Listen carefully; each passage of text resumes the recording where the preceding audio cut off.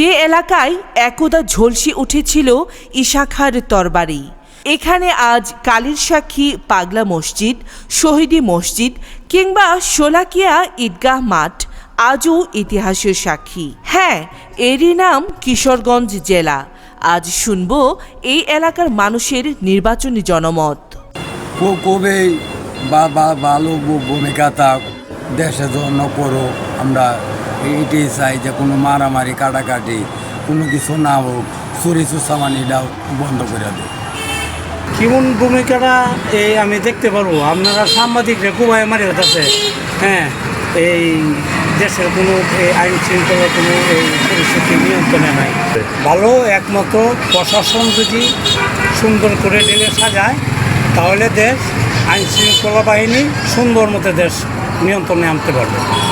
এদের এখন এই যে 5ই আগস্টের পরের থেকে এরা মন দুর্বল, কারণ পুলিশ বাহিনীর উপর যে অত্যাচার করেছে এটাও মান্য নেওয়ার মতো না, কারণ এটাও সভ্যতার দেশের মধ্যে পড়ে না। প্রশাসন ভালো কাজ করছে, বর্তমানে ভালোভাবে আছে, ওনারা ভালোভাবে এই এলাকাতে দেখশন করতেছে। আমরা যদি সুস্থ নির্বাচন হয় তাহলে আমরা ভোট দেবো, আর নইলে আমরা ভোটের কেন্দ্রে যাবো।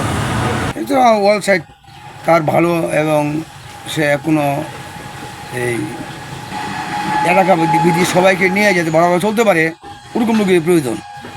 আর যে নিঃস্বার্থ ভাবে যে সে আমাদেরকে নিয়ে বা গরিব গাঙ্গারকে নিয়ে চলতে পারে, সেই সমস্ত লোকের প্রয়োজন। আর যারা নাকি নিজের চিন্তা ভাবনা করে দেশ শুধু এই কাজ করে, সেই সমস্ত লোকের আমাদের প্রয়োজন নাই।